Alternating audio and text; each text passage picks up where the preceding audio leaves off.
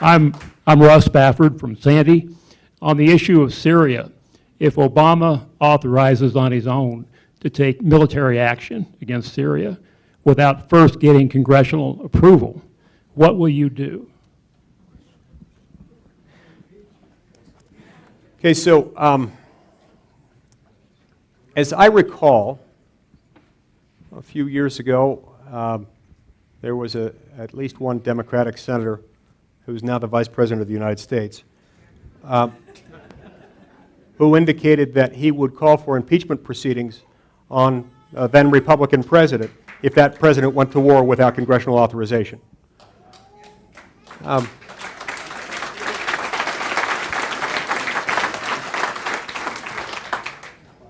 I think, I hope, I pray that the president has learned his lesson from last time.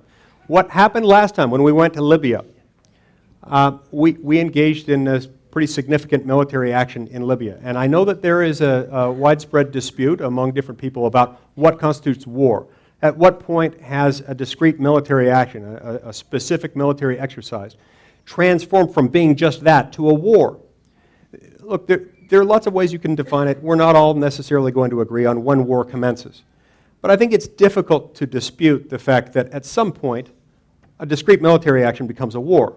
And it's difficult to dispute that by the point at which we're attacking the military installation of a foreign sovereign government on that foreign sovereign government's soil, and we're doing that for a period of more than just a couple of hours at a time, more than a day or two, at that point, you've crossed into war.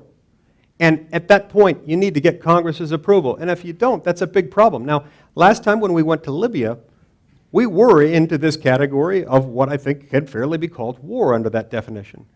And yet the president didn't seek our authorization. He didn't seek a declaration of war or other type of authorization from Congress.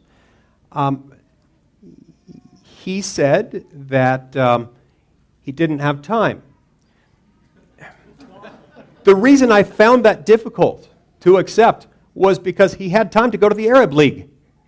And he had time to go to the United Nations. And yet he didn't have time to go to Congress. I hope, I pray, I expect that he's learned his lesson and he's not going to make that same mistake again.